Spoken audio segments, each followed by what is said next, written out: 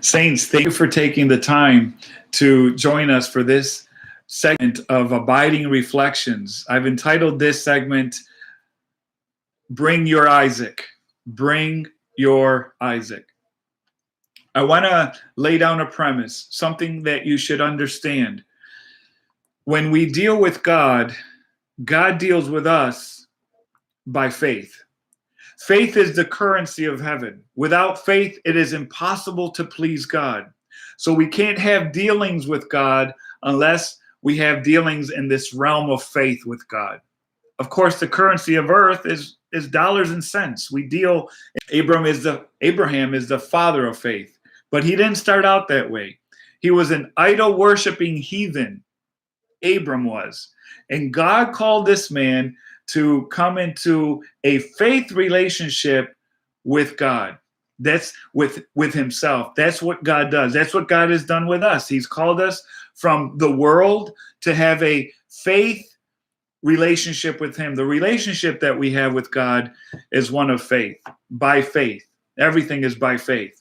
So here's this man, and that God starts this relationship with Abraham. And what we see is that Abraham didn't have perfect faith. He had some failures in faith, in fact. And that encourages us as well, because I've had some faith failures, and perhaps you as well. And God was kind. God was merciful. God is working with this man, just like God is working with us in this area of faith. He's encouraging and nurturing our faith. And yes, we are going to have times where our faith fails. Abraham, he didn't do good on some tests. He failed some tests, but he passed other tests. But all of these tests together were preparations for the big test. There's a big test coming. The big test is in Genesis chapter 22, verse 1, says this way. Now it came to pass after these things that God tested Abraham. There's that word, tested. Faith has to be tested. God will test our faith, to grow our faith, to nourish our faith, so that we can grow in faith, so that we can believe him. But also, we want to know that our faith is genuine.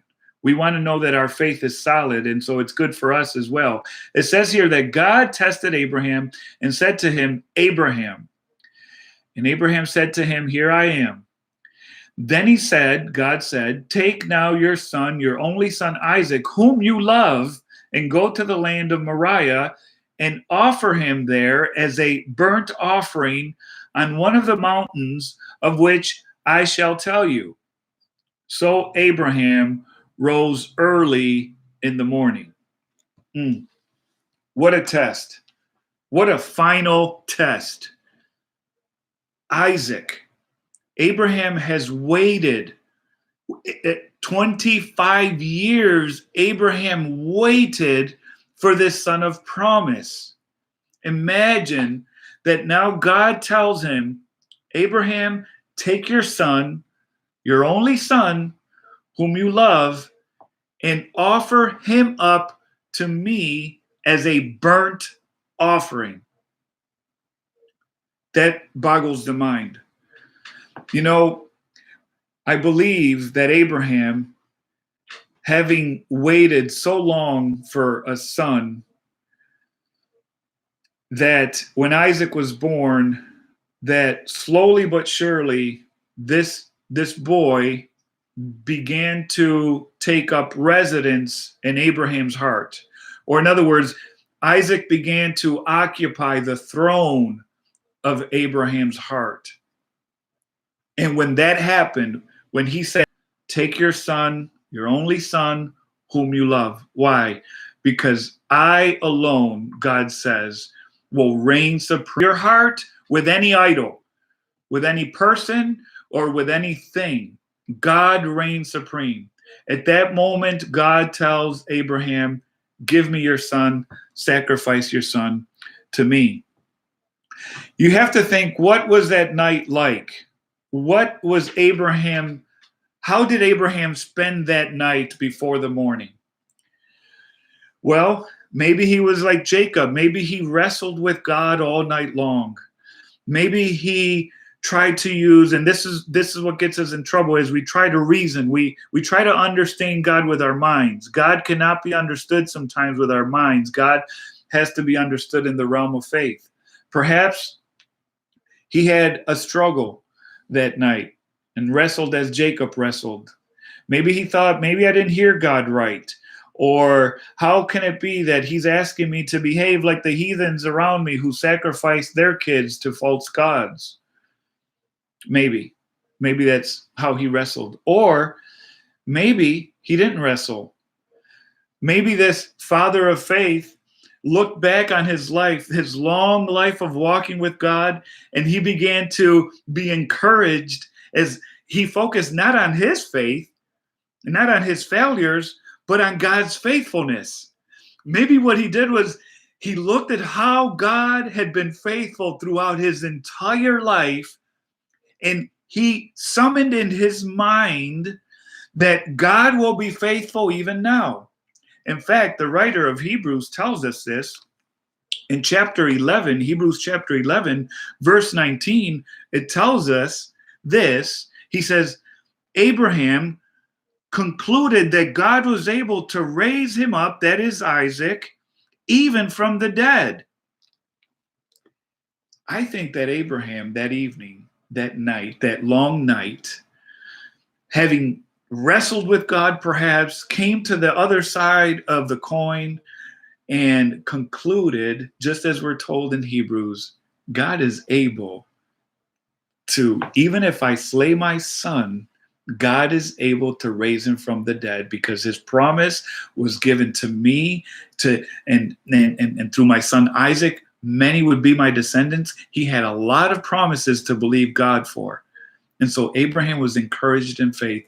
And we're told in verse 3, so Abraham rose early in the morning and saddled his donkey and took his 2 young men with him and Isaac his son, and he split the wood for the burnt offering and arose junction word. And it tells us this, that Abraham now had no hesitation, and he had, it was a fluid motion. No hesitation, that when he woke up the next morning, and he took his saddle and he took his 2 young men, and he took Isaac, and he was like this, God said this, and we're going to go. Now, here's one thing interesting to me, is that in that night, he came to the conclusion that he wasn't going to tell his wife, Sarah. Think about sometimes when God's working something in your heart, if you tell someone else, they're not even going to believe you. Imagine the struggle that would have been with Sarah. Perhaps Sarah wouldn't have allowed him to go. Perhaps Sarah would have brought up his failures from the past and said, no. Listen, you have failed in the past. There's no way you're taking our son. This is crazy. But he doesn't tell Sarah. And he passes the test. You guys know he passes the test. Here's my challenge for you before we close. Who's your Isaac?